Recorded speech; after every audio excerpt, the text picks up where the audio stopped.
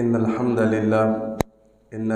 لله نحمده ونستعينه ونستغفره ونؤمن به ونتوكل عليه ونعوذ بالله من شرور أنفسنا ومن سيئات أعمالنا من يهده الله فلا مضل له ومن يضلل فلا هادي له وأشهد أن لا إله إلا الله وحده لا شريك له وأشهد أن محمدًا عبده ورسوله صلى الله عليه وسلم اللهم صل على محمد وعلى آل محمد كما صليت على إبراهيم وعلى آل إبراهيم إنك حميد مجيد اللهم بارك على محمد وعلى آل محمد كما باركت على إبراهيم وعلى آل إبراهيم إنك حميد مجيد أما بعد فإن خير الحديث كتاب الله وخير الهدي هدي محمد صلى الله عليه وسلم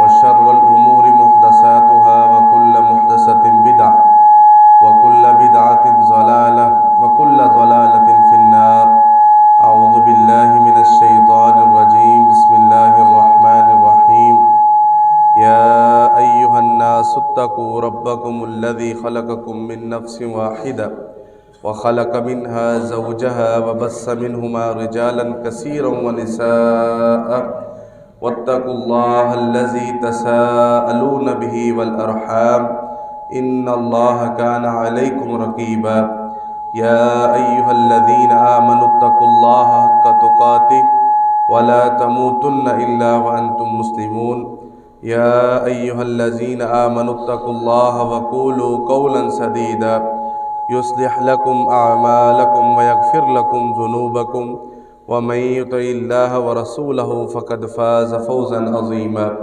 رب اشرح لي صدري ويسر لي أمري واحلل عقدة من لساني يفقهوا قولي.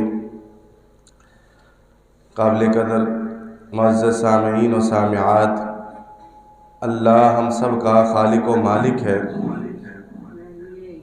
دنیا کے اندر جتنے بھی تعریفی کلمات ہیں، کبریائی اور بڑائی کے جملے ہیں، ان سب کا حقیقی مستحق اللہ تعالی ہے. درود و سلام ہو ہمارے حقیقی پیر و مرشد، محسن و مربی، پیشوا مقتدی، سید الاولین والآخرین، امام الانبیاء جناب محمد رسول اللہ صلی اللہ علیہ وآلہ آلہ وسلم کی ذات اقدس پر. یہ سائڈ پہ گزشتہ خطبہ میں قرآن مجید کی اس آیت کی تفسیر کو آپ کے سامنے بیان کر رہے تھے کہ جس میں اللہ تعالیٰ نے اہل یہود کا ایک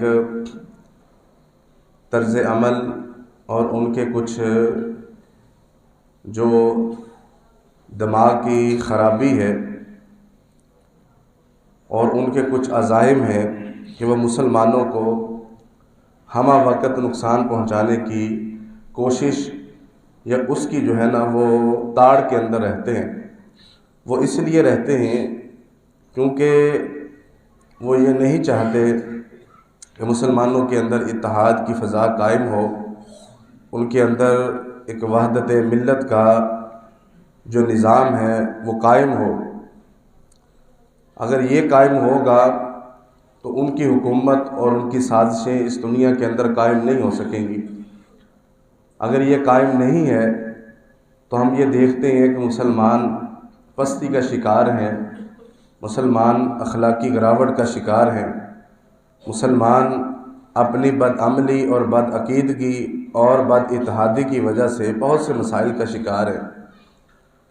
اللہ تعالیٰ نے ان کے بارے میں واضح کہا ہے کہ وہ تمہیں نقصان نہیں پہنچا سکتے مگر تمہیں فتنوں کے ذریعے، سازشوں کے ذریعے یا دوسرے تیسرے معاملات کے ذریعے تھوڑی بہت نقصان جو ذہنی اذیت ہے وہ پہنچانے کی کوشش کریں گے. اگر وہ میدان میں تمہارے سامنے اترتے ہیں تو وہ پیٹھ پیچھے جو ہے نا وہ بھاگ اٹھ کھڑے ہوں گے. اس کی سب سے بڑی مثال یہ ہے کہ آج بھی اس مادہ پرستی کے دور میں، آج بھی اس نفسا نفسی کے عالم میں، آج بھی دنیا سے حد درجہ اور ہر چیز سے بڑھ کر دنیا سے محبت رکھنے والے لوگوں کے درمیان وہ نہتے فلسطینی اپنی جانوں کی خاطر، ایمان کی خاطر، بیت المقدس مسجد اقصیٰ کی حفاظت کی خاطر وہ تنہا کھڑے ہیں، اگرچہ ان کے 57 جو ہے نا وہ بھائی برادر اسلامی ممالک جو خود کو بظاہر اسلامی کہتے ہیں وہ نہیں بھی ان کے ساتھ کھڑے، لیکن وہ پھر بھی اس حوصلے کے ساتھ جو اللہ تعالیٰ انہیں تقوی کی بدولت عطا کرتے ہیں اس کے ساتھ ان کا مقابلہ کر رہے ہیں۔ تو یہ اللہ تعالیٰ کے اس فرمان کی سب سے بڑی دلیل ہے۔ وہ میدان میں تمہارا مقابلہ نہیں کر سکتے، اللہ تعالیٰ ان کی کوئی مدد نہیں کرے گا اس صورت میں جب کہ تم تقوی والے ہوں گے۔ اللہ تعالیٰ نے ان پر بڑی سختی کے الفاظ جو ہے نا وہ استعمال کیے ہیں۔ اعوذ باللہ من الشیطان الرجیم۔ ضربت علیہم الذلۃ اینما ثقفوا الا بحبل من اللہ وحبل من الناس۔ اللہ تعالیٰ نے ذلت اور رسوائی ان پر مسلط کر دی ہے، وہ جہاں کہیں بھی ہوں گے، مگر اگر وہ اللہ کی پناہ میں آتے ہیں یا لوگوں کی پناہ میں، وباؤ بغضب من اللہ وضربت علیہم المسکنہ، اللہ تعالیٰ نے ان پر اپنا غضب نازل کیا ہے اور ان کو اوپر جو ہے نا وہ ذلت جو ہے نا وہ مسلط کر دی ہے جہاں پر وہ جو رہیں گے۔ ذالک بانہم کانوا یکفرون بآیات اللہ ویقتلون الانبیاء بغیر حق، یہ اس وجہ سے ہے کہ انہوں نے جو ہے نا وہ اللہ کی آیات کی تکفیر کی اور انہوں نے انبیاء کو ناحق قتل کیا۔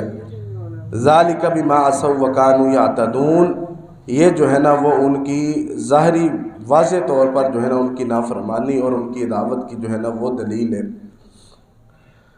اللہ تعالیٰ اس کے اندر کتنی سخت باتوں سے جو ہے نا وہ اہل یہود کو مخاطب کر کے ہمارے سامنے رکھ رہے ہیں کہ ان کو دنیا کے اوپر اللہ تعالیٰ نے ذلت اور رسوائی ان پر مسلط کر دی ہے۔ اس کی بہت بڑی دلیل یہ ہے کہ آج سے کوئی 75 سال پہلے تک انہیں جب سے مدینہ سے نکالا گیا ہے، انہیں کوئی بھی جو ہے نا وہ اسٹیٹ ان کی نہ قائم ہوئی ہے نہ ان کی رہنے دی ہے۔ انہوں نے ذلت اور رسوائی کے ساتھ ہی جو ہے نا وہ اپنا سارا معاملہ کیا۔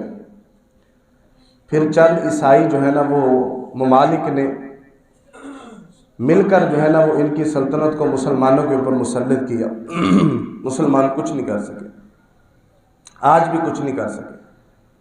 اس کا مقصد صرف ایک ہے جو اللہ تعالیٰ نے پیچھے بیان کیا ہوا ہے۔ نبی علیہ الصلاۃ والسلام کے فرامین کے مطابق، آپ کے اسوہ کے مطابق، قرآن مجید کے مطابق اللہ نے ان پر جہاں کہیں بھی ہو تو ذلت مسلط کی ہے۔ یہ ذلت انہوں نے اٹھائی ہے اور ہمارے منہ پر مال دی ہے اس وجہ سے کہ ہمارے اندر نہ امر بالمعروف ہے، نہ نہی عن المنکر ہے، نہ تقوی کی بنیادیں ہیں، نہ ہمارے عمل کے اندر اخلاص ہے، نہ ہمارے اندر وہ دین کا جذبہ ہے۔ یہ ہمارے سے مراد بڑے سے لے کر چھوٹے سے چھوٹے تک ہر وہ انسان کی خرابی شامل ہے کہ جس کے سبب یہ ذلت ہمارے منہ پر مل دی گئی۔ اللہ نے ان کو واضح طور پر کہا ہے کہ اگر آپ حبل اللہ یعنی کہ ایمان لے آئیں، اللہ کی رسی کو پکڑ لیں، اللہ کی حفاظت میں آ جائیں تو بچ جائیں گے۔ ایمان لے آئیں گے تو بچ جائیں گے، یا حبل من الناس، یا لوگوں کی حفاظت میں آ جائیں۔ کہ اگر آپ اسلامی سلطنت میں رہیں گے تو آپ کو ٹیکس دینا پڑے گا، جزیہ دینا پڑے گا۔ اگر آپ کو کوئی مسلمان اپنی حفاظت میں رکھے گا تو آپ اپنی جو ہے نا وہ جان کی امان پائیں گے، ورنہ آپ جو ہے نا وہ محفوظ نہیں رہ سکتے۔ اللہ فرماتے ہیں کہ یہ ان کے جو ہے نا وہ آیات کے انکار کی وجہ سے، کہ وہ سیدھا ہی کہہ دیتے ہیں کہ قرآن مجید میں یہ نہیں لکھا ہوا، یا تورات کے اندر یہ نہیں لکھا ہوا، یا یہ جو لکھا ہوا اس کا مطلب یہ ہے، یعنی کہ ان کی بدعقیدگی، ان کی بد ایمانی کی وجہ سے جو ہے نا وہ اللہ تعالیٰ نے ان کو یہ سزا دی۔ انہوں نے رسولوں کو قتل کرنے تک کا جو ہے نا وہ بڑے بڑے جو ہے نا وہ کبیرہ سے اکبر گناہوں کا جو ہے نا وہ ارتکاب کیا۔ انبیاء کو قتل کیا، عیسیٰ علیہ السلام کو سولی چڑھانے تک کی، ناپاک جسارت کرنا، ان سے پہلے جو ہے نا وہ کئی انبیاء کو قتل کرنا۔ اس وجہ سے اللہ تعالیٰ نے ان کو جو ہے نا وہ یہ سارے گناہ، اس کی زد کے اندر اللہ تعالیٰ نے ان کو یہ جو ہے نا وہ عذاب اور ان کے اوپر اتنی زیادہ وعید نازل فرمائی ہے۔ اب آپ اندازہ کیجئے کہ مسلمان اس وقت اس کے بالکل برعکس ہیں۔ اس وقت مسلمان ان کے بارے میں فیصلہ کرتے تھے کہ انہوں نے کس طرح رہنا ہے، کس طرح نہیں رہنا۔ ہمیں اس بات پر غور کرنا ہے، اللہ سے اس بارے میں رجوع کرنا ہے کہ اللہ تعالی ہمارے ان بد اعمالیوں کی وجہ سے ہم سے جو ہے نا اس ذلت کو اٹھا لے۔ اس کے لیے ہمیں کوشش کرنی ہے، یہ آسمان سے نہیں اترے گی۔ صحابہ اکرام نے 13 سال مکہ مکرمہ کے اندر مصیبتیں سہی ہیں۔ آپ نے اس درد کو جو ہے نا وہ برداشت کیا، اس بھوک اور افلاس کو برداشت کیا۔ آج لوگ سب سے بڑا بہانہ یہ بناتے ہیں کہ اگر ہم نے ان سے ٹکر لی ہے تو ہمیں معاشی نقصان ہوگا۔ یہ سب سے بڑا جو ہے نا ان کے پاس بہانہ اور حقیقت ہے۔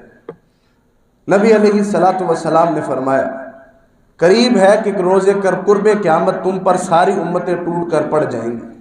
اللہ کے رسول کی باتیں بڑی حکمت جالی ہیں، ان کے اندر بڑی دانائی ہے، اس کے اندر بڑی جو ہے نا وہ بصیرت ہے، اور وہ لفظ با لفظ جوڑ کر سمجھنے والی ہیں۔ آپ کی دی ہوئی مسائلیں اس وقت آپ دیکھیں گے منوان اسی صورت میں پوری ہو رہی ہیں۔ آپ کے الفاظ پر غور کیجئے گا کہ قریب ہے کہ کچھ امتیں مل کر تم پر ٹوٹ پڑیں۔ اس کو اندازہ کیجئے کہ ٹوٹنا کیا ہوتا ہے، کہ کسی جانور کی جو ہے نا وہ رسی کو کھول دیا جائے اور وہ بغیر کسی توازن اور اعتدال کے بھاگ کر اپنے شکار کی طرف، اپنے جو ہے نا وہ منزل کی طرف لپکے، اور وہ نہ آؤ دیکھے نہ تاؤ دیکھے اور حملہ کر دے۔ اسی طرح کئی دن سے بھوکے ہوئے انسان یا بھوکا ہوا جانور یا کسی بھی مثال لیں، اور یہ والا سلسلہ چاروں طرف سے ہو، کھانا درمیان میں ایک پیالے میں پڑا ہوا ہے، ہر کسی نے یہی زور لگانا ہے کہ میں اس پیالے تک پہلے پہنچ جاؤں اور میں اس کو حاصل کر لوں۔ اس طرح سارے مل کر تم پر ٹوٹ پڑیں گے جیسے بہت سارے بھوکے مل کر ایک پیالے پر ٹوٹ پڑتے ہیں۔ اور آپ نے فرمایا کہ اس وقت جو ہے نا وہ تم بے بس ہوگے بالکل۔ آپ سے پوچھا گیا کہ اس وقت ہم تعداد میں کم ہوں گے؟ آپ اس پر غور کیجیے گا، یہ کس نے پوچھا ہے؟ صحابہ کرام نے، کیونکہ صحابہ کرام وہ لوگ ہیں کہ جنہوں نے 313 سے 1000 کو ہرایا تھا، یعنی کہ 3 گنا زیادہ۔ جنہوں نے 1000 سے 10,000 کو ہرایا تھا، 10 گنا زیادہ۔ پھر انہوں نے 10,000 سے لاکھوں کو ہرایا تھا، کئی ہزار جو ہے نا وہ گنا۔ یہ ان کا سوال ہے، آپ نے یہ سوال نہیں پوچھنا۔ آپ کا سوال جو ہے نا وہ میں بعد میں اس پر آتا ہوں۔ انہوں نے پوچھا اللہ کے رسول کیا اتنی ہی تعداد کم ہوگی کہ ہم مقابلہ ہی نہیں کر سکیں گے؟ گویا کہ ان کے ذہن میں ہوگا کہ ہم چند ہزار ہوں گے اور وہ کروڑوں ہوں گے۔ اللہ کے رسول علیہ السلام فرماتے ہیں تعداد نہیں کم ہوگی، تعداد تو بہت زیادہ ہوگی، لیکن حیثیت جو ہے نا وہ پانی پر تیرنے والے تنکوں کی طرح ہو جائے گی۔ پانی پر تیرتے ہوئے تنکے کبھی دیکھیں؟ سمندر کا بہاؤ ہو، دریا کا بہاؤ ہو، نہر کا بہاؤ ہو، کسی نالے کا بہاؤ ہو، اس کے اوپر جو ہے نا وہ تنکوں کی کیا حیثیت ہے؟ نہ ان کا کوئی وزن ہے، نہ ان کا کوئی بھار ہے، نہ ان کا کوئی سہارا ہے۔ اس تنکوں کی جو حیثیت ہو جائے گی، کچھ نہیں کر سکو گے۔ اللہ کے رسول کیوں نہیں کر سکیں گے؟ کیونکہ تمہارے دل کے اندر وہم آ جائے گا۔ اللہ کے رسول یہ وہم کیا ہوتا ہے؟ آپ علیہ الصلوۃ والسلام نے فرمایا کہ تم جو ہے نا وہ زندگی سے بے پناہ محبت اور موت سے بے پناہ نفرت کرنی شروع کر دو۔ اب یہ ہم ہیں، وہ نہیں کرتے تھے۔ انہوں نے کیسر اور کسرا خیبر کو فتح کر کے دکھایا تھا، ان لوگوں سے جزیے لے کر دکھائے تھے، انہیں اپنی اوقات میں لا کر دکھایا تھا، بیت المقدس ان سے جو ہے نا وہ آزاد کروا کر اس پر اسلام کا جھنڈا لہرا کر دکھایا تھا، وہاں پر نمازیں اور امامت مسلمانوں سے کروا کے دکھائی تھی، اور 22 لاکھ سے لے کر 65 لاکھ تک حضرت امیر معاویہ رضی اللہ تعالی عنہ کے دور کے اندر لے جا کر اس پر اسلامی سلطنت قائم کر کے دکھائی تھی۔ وہ تعداد میں کم تھے، ہم تعداد میں زیادہ ہیں، 2 ارب کے قریب مسلمان ہیں، اور ان کے سامنے کون سے ہیں؟ 5 ارب ایسے۔ وہ 5 ارب بھی جو ہے نا وہ سارے کے سارے دشمن نہیں ہیں تو سارے دشمن، ان کی کیفیت الگ ہیں، اور یہ کہتے ہیں جی آپ جو ہے نا وہ باتیں کون سی کرتے ہیں؟ ہوائی باتیں کرتے ہیں، وہ باتیں کرتے ہیں جو ممکن نہیں ہے جی۔ بہرحال میرا جو ہے نا وہ مقصد آپ کو یہ بتلانا ہے کہ ہم اور یہ جو ہے نا وہ یہ ذلت، یہ رسوائی کس لیے جو ہے نا وہ مسلط ہے۔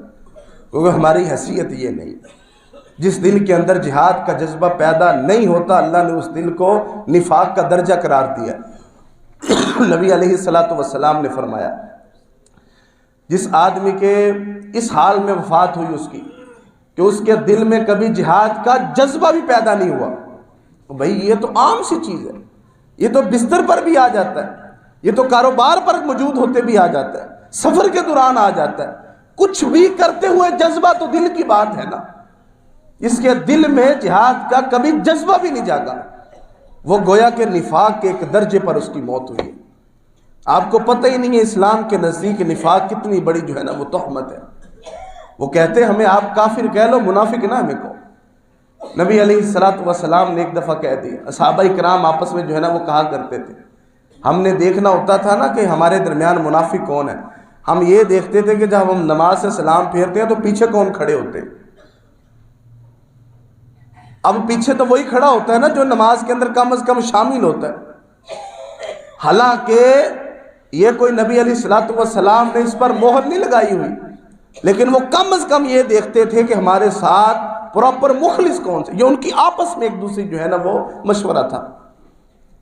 اس حد تک وہ خیال کرتے تھے کہ ہم نے دین کو اس حد تک اپنانا ہے کہ جو اس حد تک نہیں اپنا رہے گویا کہ وہ مخلص ہی نہیں. اور یہی اللہ تعالیٰ نے یہاں پر سمجھانے کی کوشش کی. اگر آپ کو یاد ہے کہ ہم نے پیچھے جو 10-12 آیات اور چند خطبات پیچھے سے لے کر آ رہے ہیں جس میں اللہ تعالیٰ نے سب سے پہلے وَاعْتَصِمُوا بِحَبْلِ اللَّهِ جَمِيعًا وَلَا تَفَرَّقُوا، اللہ کی رسی کو تھام لو، آپس میں تفرقہ نہ ڈالو. امر بالمعروف و نہی عن المنکر کے فریضے کو جو ہے نا وہ اپنے اندر اجاگر کرو. ان کی جو ہے نا وہ سازشوں کے اندر جو ہے نا وہ آ کر اپنے اندر تفرقہ نہ ڈالو، اپنے ایمان پر قائم رہو. یہ تو اتنے غلیظ ہیں، یہ تو اتنے برے ہیں کہ اللہ تعالیٰ نے ان پر ہمیشہ کی جو ہے نا وہ اپنے غضب کو نازل فرمایا. آپ ہر نماز کے اندر انہیں کہتے ہیں غیر المغضوب علیہم ولا الضالین، اللہ ہمیں سیدھے راستے پر چلانا، صراط الذین انعمت علیہم، غیر المغضوب ان کے راستے پر نہ چلانا کہ جن پر تیرا غضب نازل ہوا اور جو گمراہ تھے. غضب نازل ہوا ہم کہتے بھی ہیں تو ہمیں سوچنا چاہیے نا غضب کیوں نازل ہوا ہے، ہم وہ والے کام نہ کریں. اب اللہ تعالیٰ آگے جو ہے نا وہ مزید اس بات کو بڑھا رہے ہیں. اللہ فرماتے ہیں لیسوا سواء من اہل الکتاب امۃ قائمۃ یتلون آیات اللہ آناء اللیل وہم یسجدون، برابر نہیں ہے اہل کتاب میں سے سب کے سب امۃ قائمۃ یتلون آیات اللہ آناء اللیل، ان میں سے ایک گروہ ہے جو قیام کرتے ہیں اور اللہ کی آیات کی تلاوت کرتے ہیں، راتوں کو جاگتے ہیں اور سجدے کرتے ہیں، ہم یسجدون اور سجدے کرتے ہیں، یؤمنون باللہ والیوم الآخر ویأمرون بالمعروف وینہون عن المنکر، اور وہ اللہ پر ایمان رکھتے ہیں، آخرت کے دن پر ایمان رکھتے ہیں اور حکم دیتے ہیں امر بالمعروف و نہی اور منکر سے روکتے ہیں، وَيُسَارِعُونَ فِي الْخَيْرَاتِ، اور نیکی کے کاموں میں ایک دوسرے سے سبقت لے جانے کے لیے دوڑ لگاتے ہیں یعنی کہ جلدی کرتے ہیں، وَأُولَٰئِكَ مِنَ الصَّالِحِينَ، اور یہ صالح لوگوں میں سے ہیں. اللہ تعالیٰ نے ایک طرح کے جو ہے نا وہ اہل کتاب کا ذکر فرمایا. پہلے کہا ہے کہ ان میں سے زیادہ فاسق ہیں اور تھوڑے مومن ہیں. اب اللہ اس گروہ کا تذکرہ کر رہے ہیں جن کے اندر یہ صفات پائی جاتی ہیں، وہ قیام بھی کرتے ہیں اور اس کے بعد جو ہے نا وہ آیات کی تلاوت کرتے ہیں راتوں کو اور سجدے کرتے ہیں اور امر بالمعروف و نہی عن المنکر کرتے ہیں اور نیکی کی طرف جو ہے نا وہ لپکتے ہیں. یہ ساری وہ صفات ہیں جو اللہ تعالیٰ نے ایک مومن کے لیے جو ہے نا وہ قائم کی کہ ایک مومن کے اندر یہ صفات ہونی چاہیے. اب یہ وہ اہل کتاب ہیں جو اہل کتاب اپنے مذہب پرانے کے اندر رہتے ہوئے یہودی یا عیسائی، وہ اس وقت بھی نیک تھے، اس وقت بھی تورات اور انجیل پر زبور پر عمل کرتے تھے، اور پھر جب انہیں عمل کرتے وقت یہ پتہ چلا کہ اب عمل کرنے کی باری اس بات کی ہے کہ جس کے بارے میں تورات اور انجیل کے اندر یہ لکھا ہوا ہے کہ آخری پیغمبر آئے گا، اس پر ایمان لے کے آنا ہے، تو وہ اس پر بھی ایمان لے کے آتے ہیں. جیسا کہ عبداللہ بن سلام رضی اللہ تعالیٰ عنہ یہود کے کبار علماء سے تھے، کبار علماء سے، جن کے بارے میں یہ بھی کہا جاتا ہے کہ ان کو تورات زبانی یاد تھی، عالم تھے. اب وہ عالم تھے تعویلیں کرنے والے نہیں تھے، صحیح عمل کرنے والے تھے۔ انہیں پتہ چلا ہے کہ اب اللہ کے رسول آ چکے ہیں، مدینہ آئے، اللہ کے رسول سے سوال کیے، وہ والی نشانیاں پوچھیں جو تورات کے اندر لکھی ہوئی ہیں۔ جب وہ نشانیوں کا پتہ چلا تو آپ پر ایمان لے کے آ گئے، مسلمان ہو گئے۔ اللہ تعالیٰ نے ان کی صفات بیان کی ہے کہ یہ لوگ یہ پہلے بھی نیک تھے، اللہ تعالیٰ انہیں دگنا اجر عطا فرمائے گا۔ ایک بندہ ہے جس نے عیسیٰ علیہ السلام پر ایمان لایا اور آپ محمد رسول اللہ پر بھی ایمان لے کے آیا صلی اللہ علیہ وسلم۔ آپ یہ نہ سمجھی کہ اس کے لیے اگر اس نے قربانی دی ہے تو اس کے لیے ایک اجر ہے، اس کے لیے 2 اجر ہیں کہ اس نے پہلے بھی ایمان والا تھا اور بعد میں بھی ایمان والا۔ عبداللہ بن سلام رضی اللہ تعالی عنہ مسلمان ہوئے، اور مسلمان ہونے کے بعد جب آپ نے بتایا کہ یہودی اس طرح سے، مزید ایک تو اللہ تعالیٰ آپ کو بتا رہے تھے، کچھ آپ احوال کو دیکھ رہے تھے کہ یہ اس طرح کے جو ہے نا وہ معاملات کرتے ہیں، تو انہوں نے جو ہے نا وہ بتایا کہ اس طرح کے ہیں، وہ ان کے دشمن بن گئے۔ ایک دفعہ زنا کا مسئلہ آ گیا۔ آپ کو پتہ ہے قرآن مجید کے اندر جب کوئی شادی شدہ زنا کرتا ہے تو اس کی سزا رجم ہے، اس کو جو ہے نا وہ گردن تک زمین میں گاڑ کر اوپر سے جو ہے نا وہ ایک گروہ پتھر مارے گا یہاں تک کہ جو ہے نا وہ ہلاک ہو جائے۔ یہ اس کی سزا ہے، جو شادی شدہ مرد ہو یا عورت اور زنا کر لے، اور اس کو سب کے سامنے مجمع بنا کر جو ہے نا وہ رجم کرنا چاہیے تاکہ وہ یہ کام نہ کرے دوبارہ۔ عبرت جو ہے نا وہ بنانا چاہیے کہ کوئی اس کو دیکھ کر یہ کام نہ کرے۔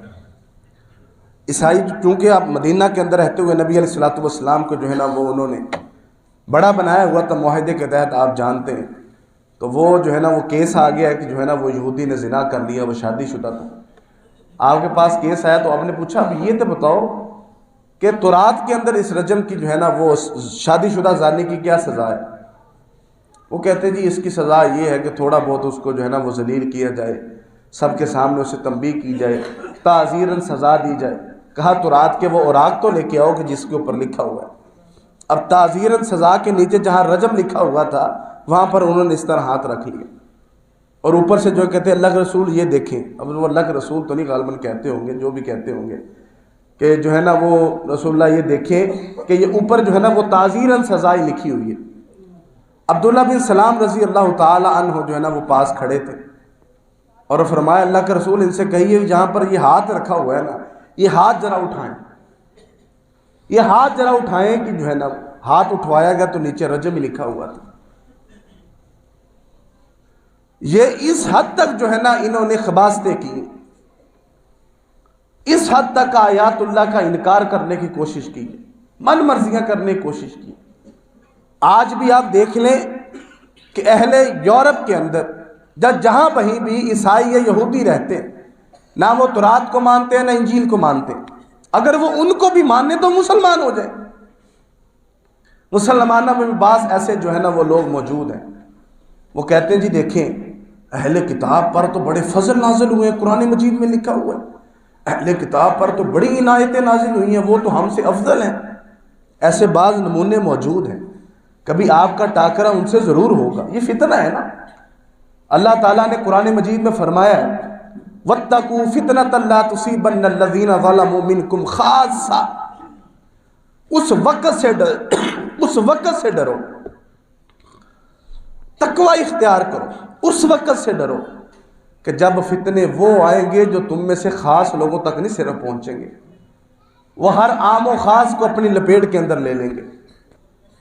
اب یہ وہ وقت ہے کہ فتنہ محفوظ نہیں ہے کہ صرف چند لوگوں کو آئے گا، وہ ہر کسی کو آئے گا اور سب تک پہنچتا جائے گا، اور وہ سب تک پہنچ رہا ہے۔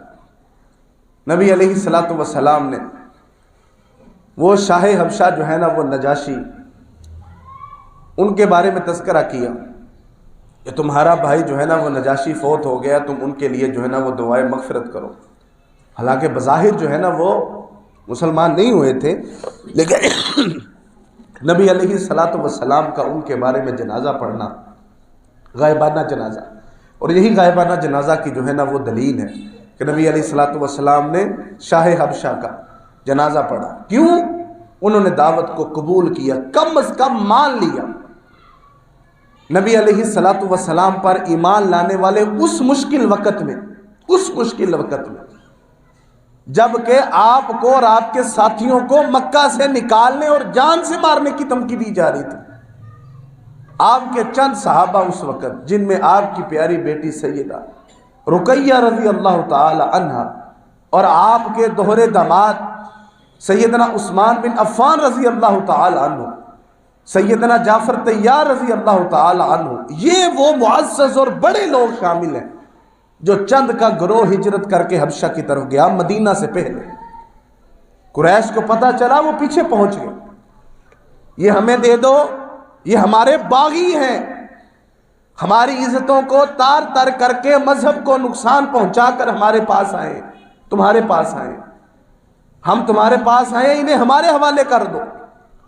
اگر وہ اس وقت اس دعوت کو نہ سنتا، اگر وہ اس وقت اس دعوت پر ایمان نہ لے کے آتا دلی طور پر، وہ سورت مریم کی پڑھی ہوئی آیات جو جعفر طیار رضی اللہ تعالی عنہ نے پڑھی اور وہ مقدمہ جو اس کے سامنے رکھا تھا، اگر وہ اس کو نہ مانتا تو کیا وہ ساری جانیں محفوظ رہ سکتی تھی؟ کہاں حبشہ تھا اور کہاں مکہ، درمیان میں اللہ کے رسول کی بیٹی اور آپ کے داماد کو وہ جو ہے نقصان پہنچا سکتے تھے۔ اللہ کے رسول علیہ الصلوۃ والسلام جس دین کو ہم تک لے کے آئے ہیں، ہمارا وہ رب یہ فرما رہا ہے جبکہ ان کو مغضوب کہہ رہا ہے، لیکن ساتھ جنہوں نے اچھے عمل کیے ہیں ان کو داد بھی دے رہا ہے، ان کی قبولیت کو اقرار بھی کر رہا ہے کہ وہ لوگ اچھے تھے، وہ لوگ اس وقت بھی نیکیاں کرتے تھے، وہ لوگوں کی نیکیاں رائے گاہ نہیں جائیں گی۔ یہ ان لوگوں کے بارے میں بیان ہے، جیسے عبداللہ بن سلام ہے، شاہ حبشہ ہے، کہ ان کے بارے میں نبی علیہ الصلوۃ والسلام، اللہ کے نبی ان کا جنازہ پڑھ رہے ہیں۔ جب ان آیات کو سنا اور کہا کہ آپ ان کو نہیں لے جا سکتے، میں ان کو اپنی حفاظت میں دیتا ہوں۔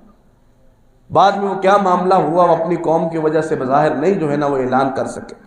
اب اللہ کے رسول نے ان کی نیکی جو ہے نا وہ اس کو قبول کیا، ان کے لیے مغفرت کی دعا کی، اور اللہ تعالیٰ اس کو بیان کرے وَمَا يَفْعَلُوا مِنْ خَيْرٍ فَلَن يُكْفَرُوا وَاللَّهُ عَلِيمٌ بِالْمُتَّقِينَ۔ اور جنہوں نے خیر کا کام کیا ہے، خیر کے کام کیے ہیں، اللہ تعالیٰ ان کو ٹھکرائے گا نہیں، اور اللہ تعالیٰ جو ہے نا وہ متقین کو بہتر جاننے والا ہے، سب کو اللہ تعالیٰ جاننے والا ہے۔ تو آپ کو کوئی یہ لولی پاپ دے کہ یہ ان پر تو اللہ نے اطاعت بڑی کی ہے، ان پر تو اللہ تعالیٰ نے بہت سارا فضل کیا ہے، وہ تو اللہ نے یاد کروایا ہے۔ جیسا کہ کوئی والد اپنے بچے کو اس کی نافرمانی پر یہ باور کروائے، یہ یاد کروائے کہ میں نے تم پر یہ عنایت کی، میں نے تم پر یہ جو ہے نا وہ محنت کی، میں نے تم پر یہ محبت کے جو ہے نا وہ لمحات لٹائے، تم پر یہ خرچ کیا، تم اس کا بدلہ مجھے یہ دے رہے ہو، یہ وہ والا بدلہ۔ اللہ نے کہا کہ اس وقت کو یاد کرو جب میں نے تم کو سارے جہان پر فضیلت دی تھی، تم نے میرے پیغمبروں کو قتل کر دیا، تم نے میری آیات کا انکار کر دیا، تم نے جو ہے نا وہ سود کو جائز قرار دے دیا، تم نے آیات اللہ کا مطلب بدل کر جو ہے نا وہ اس کا اپنا مطلب نکال لیا۔ کیوں؟ کیونکہ تمہیں دنیا کے چند ٹکے عزیز تھے۔ میرے بھائیوں، ان بڑی بڑی بری عادات سے بچ جائیے، ان کو اپنے دل سے نکال دیجئے۔ دین پر انسان بد عمل ہو یہ چھوٹی چیز ہے، بد عقیدہ نہ ہو، اپنی مرضی کو اس کے مطابق ڈھالنے کی کوشش نہ کیجیے، دین کے مطابق ڈھالنے کی کوشش کیجیے۔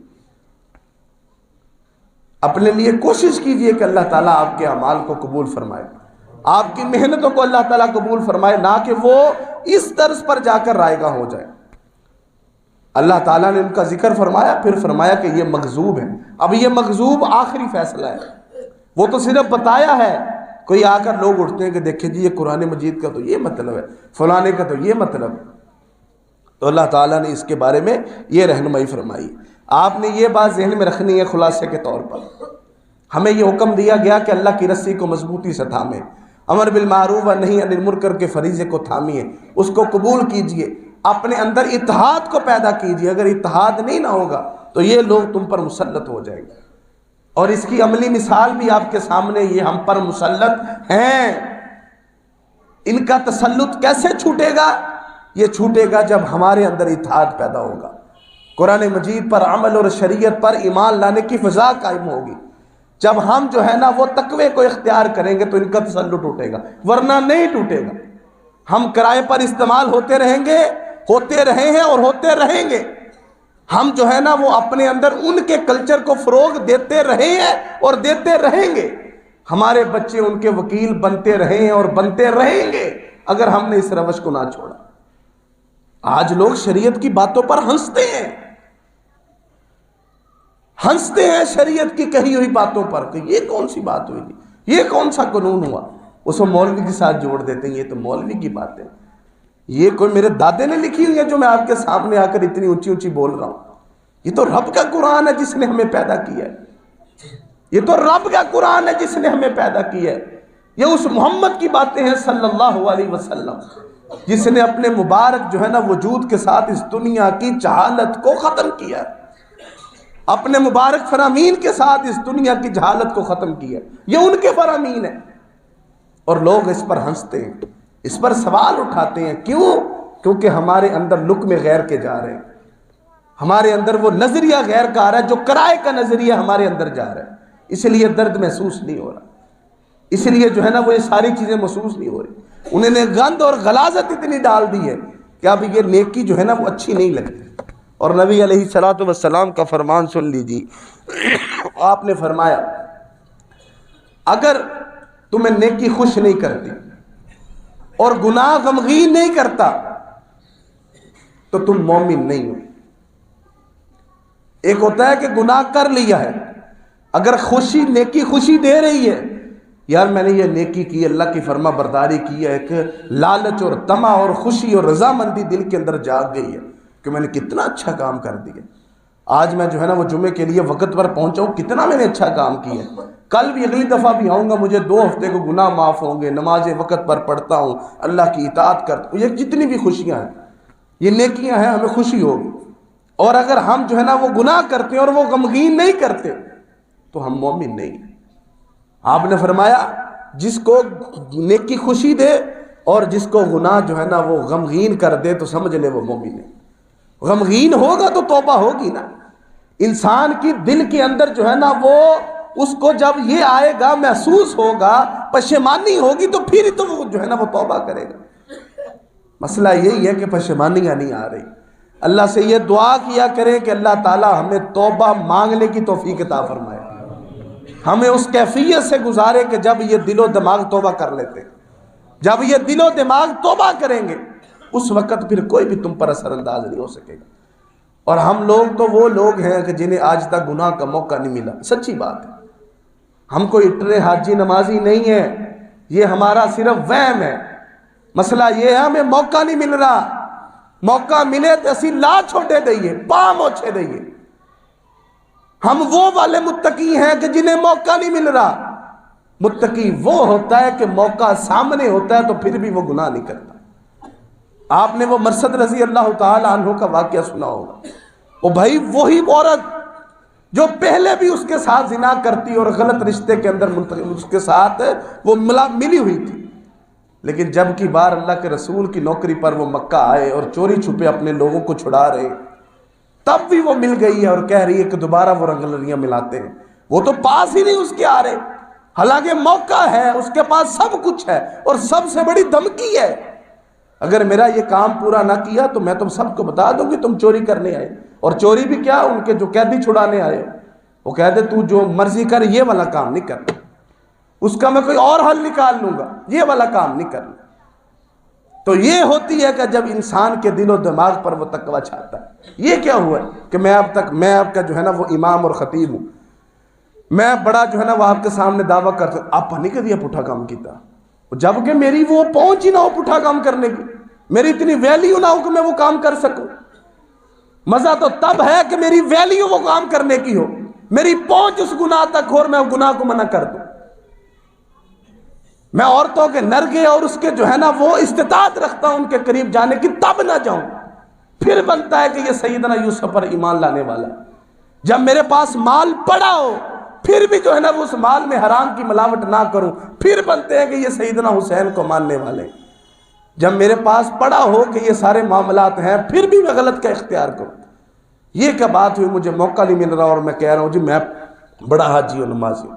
یہ پوائنٹ کو آپ نے ضرور ذہن میں رکھنا ہے، یہ والی توبہ کرنی ہے کہ اس کے بعد گناہ جس طرح مرضی سامنے آتے رہے میں یہ کام نہیں کروں گا، جب یہ کریں گے تو نفس کے اندر جو ہے نا وہ یہ والا جو ضمیر ہے، یہ جو روح ہے کہ جس کا اللہ کے ساتھ تعلق ہے، اس کے اندر مضبوطی آئے گی۔ جب اس کے اندر مضبوطی آئے گی تو سچی توبہ ہوگی۔ جب سچی توبہ ہوگی تو انسان کے اندر جو ہے نا وہ دین کو سیکھنے اور اس پر عمل کرنے کی چاہ اور طلب پیدا ہوگی۔ جب یہ طلب پیدا ہوگی تو انسان پھر دوسروں تک اس کی جو ہے نا وہ روشنی کو پہنچانے کی کوشش کرے گا۔ جب دوسروں تک روشنی پہنچائے گا تو اس کے اندر وہ چیزیں آباد اور پیدا ہوں گی کہ جس پر قرآن مجید نے اپنے لیے اور لوگوں کے لیے جو ہے نا وہ خوشخبریاں اور ان کے لیے نوید کو سنایا ہے۔ اللہ تعالی ہمارے اندر سے یہ بدعملیوں کو دور فرمائے۔ اللہ تعالی ہمیں ان جہود کے طریقوں اور اس کے جو ہے نا وہ نرغے سے جو ہے نا وہ محفوظ رہنے کی توفیق عطا فرمائے۔ اللہ تعالی ہمارے مسلمان بھائیوں کی، خاص طور پر فلسطینیوں کی اللہ مدد فرمائے۔ ہمیں بھی ان کے معاملے میں جو ہے نا وہ غیرت مند بنائے اور غیرت جو ہے نا وہ رکھنے والا بنائے۔ جو بھی اس کے اندر برسر اقتدار ہیں ان کو اپنی ذمہ داری نبھانے اور اللہ کے عذاب سے بچنے سے اللہ تعالی ہمیں محفوظ فرمائے۔ انشاءاللہ یہیں سے اگلے خطبے کا آغاز کریں گے۔ وآخر دعوانا الحمدللہ رب العالمین۔